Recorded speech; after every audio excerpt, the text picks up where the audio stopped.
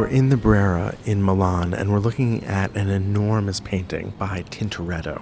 But this is only one of a series of paintings on the subject of St. Mark, the single most important saint for the city of Venice. This was commissioned for the Scuolo of St. Mark, or the Confraternity of St. Mark in Venice, by a man named Rangone. And he can be seen in the middle of the painting, kneeling in that fabulous gold brocade, gesturing down toward the body of St. Mark. Now, this whole painting takes place creepily in a cemetery. It is creepy. It's really creepy. It's really dark. And well, it's a night scene. And it's lit by a candle. So you have this vast architectural space created by this rushing, exaggerated perspective. But before we get lost in the painting, let's talk about what's actually taking place, what's happening here. So this is the story of the finding of the body of St. Mark. St. Mark had died and was buried in Alexandria, that is, in Egypt. And the story goes that in the 9th century, Venetian merchants went to retrieve the body. These Venetian merchants went to find the body of St. Mark to bring it back to Christendom from Islamic Egypt, from Islamic Alexandria. We have this perspectival space. It draws our eye all the way to the back, to that dark back wall. And there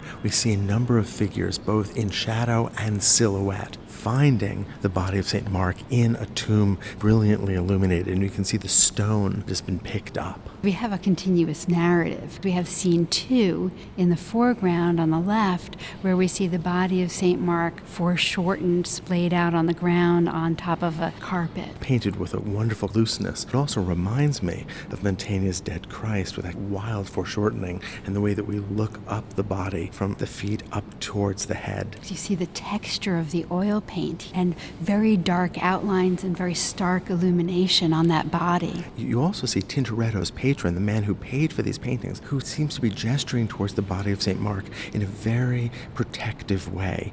In a way that makes us sense that that figure does not belong to this time. He's not a 9th century Venetian, he's a 16th century Venetian. There's a kind of collapsing of time, of space. It's a very complicated image. Not only was the body found in the back of the painting, and then we see the body in the front of the painting, but then we see this very noble figure in red and blue who stands up just to the left of this yellow dead body, and that is also St. Mark. Miraculously alive, making this grand gesture to stop the raiding of the tombs that's taking place to the right, where we see yet another body being removed from a tomb. Okay, so if we look at the architecture, you can see again this wonderfully recessive space with all of these arches, and to the right of those arches, we can see that there are a series of tombs that are attached to the walls, and in one close to us, figures gently lowering one of these corpses. So there's a kind of desecration at the same time that there's a kind of honoring. Finally, on the lower right, we see 2 figures who are possessed by demons, who seem to be grabbing the body of a woman who's moving out of the canvas towards us. And we haven't even talked about the thing that makes this painting most remarkable in my eyes, which is the radical use of light, of color, of space. I've never seen a painter this early that has taken such license with the traditions of painting.